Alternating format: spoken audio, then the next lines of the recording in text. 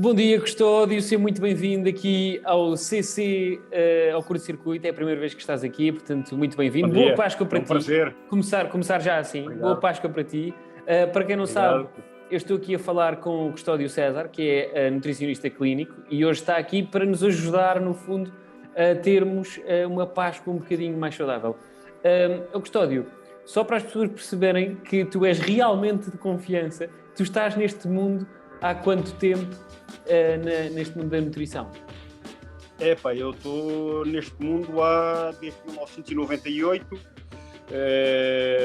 como licenciado em nutrição, mas antes era enfermeiro, portanto, e a minha paixão já era muita nutrição.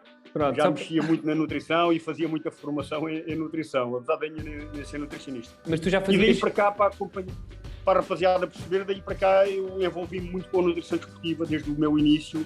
E posso dizer que já acompanhei dezenas de atletas olímpicos, os grandes craques nacionais. Acompanhei muitos, desde o Nelson Évora, Naide Gomes, Jéssica Augusto, o Fernando Pimenta, o Emanuel Silva. É um currículo invejável, o Abiquel, o Arnaldo Abrantes, da velocidade. Se calhar nem saímos daqui, se continuares assim, nem saímos daqui a dizer nome. Portanto, malta, o Custódio é realmente uma pessoa de confiança, portanto vai-nos dar aqui alguns conselhos para termos aqui uma Páscoa mais saudável. Neste tempo que é de reunir com amigos, familiares, e normalmente nós não pensamos muito naquilo que comemos e nem é assim tão difícil como pode parecer, e portanto vamos tentar aqui compor uma mesa um bocadinho mais saudável. E então, Custódio, vamos começar.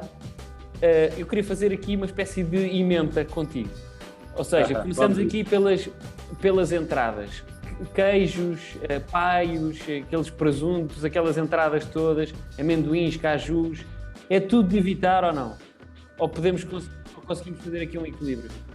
Claro que não. Há algumas coisas, obviamente, melhor do que outras, e devemos de recordar também aqui já como base que uma vez não são vezes, não é? Estamos a falar, uma vez, é uma pessoa comer uma carne mais gorda, ou doce, ou algumas, aqui estamos a falar de entradas, portanto é mais à volta disso que tu disseste, as carnes, os paios, os presuntos,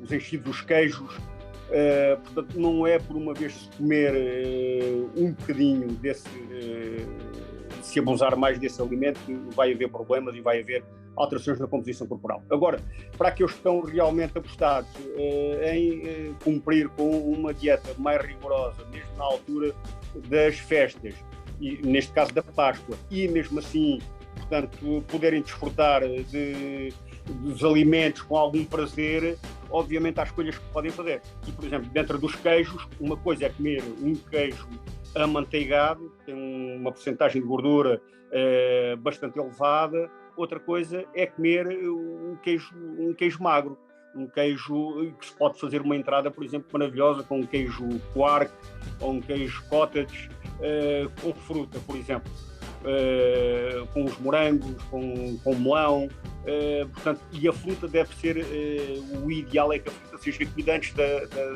do prato principal, não é? É verdade. Porque então andamos todos trocados. Sobremesa não é fruta. Andamos trocados porque muitas frutas provocam fermentação depois da refeição principal. Portanto, se comemos a fruta antes da refeição principal, logo no início da refeição, não há esse problema. Obviamente, pessoas mais sensíveis em termos digestivos devem comer a fruta antes da refeição. Para quem não tem problemas, tudo bem. Custódio, e agora passando aqui para o prato principal, que depende assim muito das tradições familiares, que pode ser aquele cabrito, o coelho, o bacalhau. Qual é que é? O coelho, eu gosto muito de recomendar o coelho. O bacalhau também, obviamente, mas o coelho está tradicionalmente associado à Páscoa, não é? O cabrito também, ao borrego.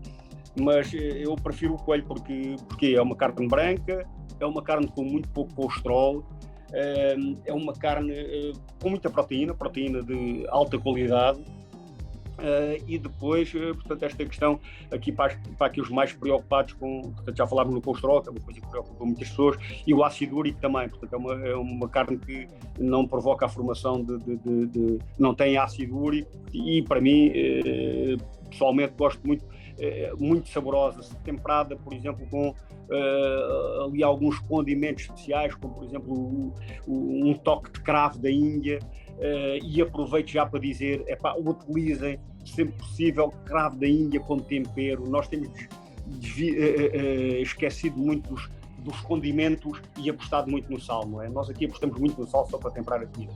E há condimentos, os nutricionistas temos vindo a alertar para isto desde há muito tempo. Substituir o sal por condimentos. Há condimentos extraordinários. E este cravo da Índia, por exemplo, só para terem ideia, já devem ter ouvido falar nos alimentos antioxidantes, onde aparecem os frutos vermelhos, as coisas os verdes com muita cor. Os antioxidantes previnem o envelhecimento das células e previnem a inflamação crónica. Mas é só cravo da Índia ou há mais algum? Não, há mais o gengibre, por exemplo, que é ótimo, também. Colorau, portanto, há vários. E estes condimentos têm uma ação, o alecrim, antioxidante. O cravo da Índia, estava a falar nele porque é o mais antioxidante de todos. Daquilo que se conhece atualmente, não há nenhum alimento tão antioxidante como o cravo da Índia. Portanto, depois os orégãos em segundo lugar. Um coelho assado com orégãos é super delicioso. Eu não sou chefe, mas tenho feito alguns ensaios em casa e o resultado é muito, muito bom. Custódio, e em relação aqui aos hidratos, porque depois muita gente fica ali naquela dúvida de não vou comer muitos hidratos porque depois engordo, e portanto muitas vezes acabam por só comer a salada e não ingerem hidratos. Mas os hidratos também são muito importantes para o nosso corpo, não é? Sem dúvida, sem dúvida. Os hidratos são aquilo que nos faz funcionar, não é? Que são altamente energéticos e devem ser, portanto, a base da nossa alimentação. Agora, há bons hidratos e há maus hidratos. E atenção à quantidade de hidratos. Portanto, são as duas coisas muito importantes. Aqui, no período festivo, obviamente, a acompanhar um prato principal, recomenda-se, e aqui um prato de carne, por exemplo, eu gosto de recomendar uma batata doce, que é melhor, claramente, que a batata branca. Para já porque um índice glicémico, e se for uma batata doce cozida, por exemplo, um índice glicémico muito mais baixo, pode ser metade da batata branca, e, por outro lado, tem fibra, tem carotenos, ou seja, tem os antioxidantes. O beta-caroteno, que também existe na cenoura, que dá a cor laranja às cenouras e que dá a cor laranja também à batata doce, que é alaranjada, portanto é muito antioxidante. Por isso tem estas vantagens relativamente à batata branca. Custódio, e depois também há aqui aquela parte dos ovos, não é? Porque nós tendencialmente nesta parte da Páscoa, nesta época, também comemos muitos doces, que é o folar, as tortas, o pão de ló.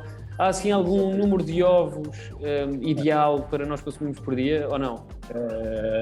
Sim, de um modo geral, os trabalhos têm mostrado a grande preocupação hoje em dia que há com os ovos, e não estamos a falar dos ovos de chocolate, estamos a falar dos ovos verdadeiros. Exato.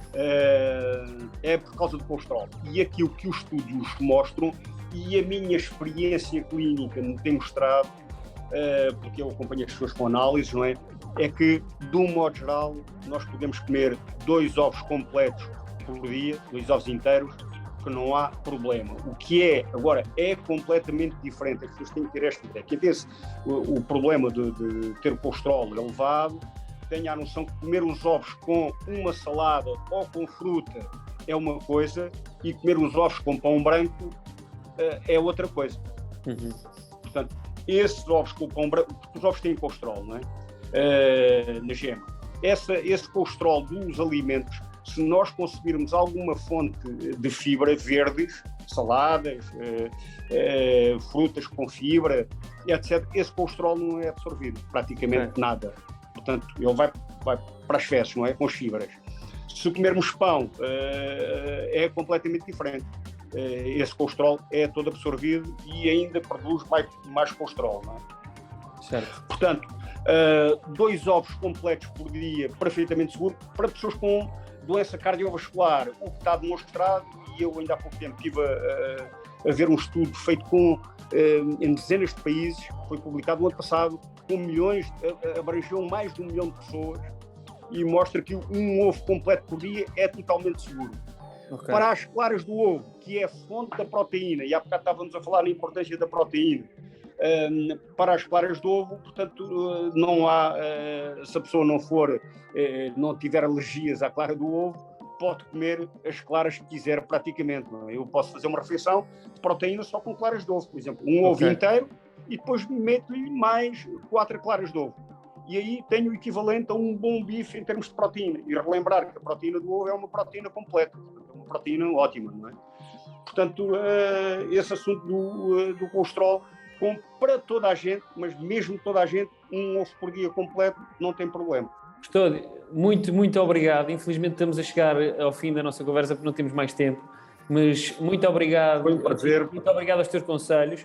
Portanto, sigam os conselhos do Custódio, porque ele realmente percebe bastante do assunto. Portanto, sigam estes conselhos e tenham uma Páscoa saudável. E tudo, obviamente, tudo aliado a um exercício físico minimamente constante, para conseguirmos também obter alguns resultados, não é? E fazermos sempre também mais saudáveis. Custódio, muito obrigado mais uma vez. Obrigado, uma boa Páscoa para ti. Obrigado, Custódio. Obrigado para vocês todos e para a audiência toda. Obrigado.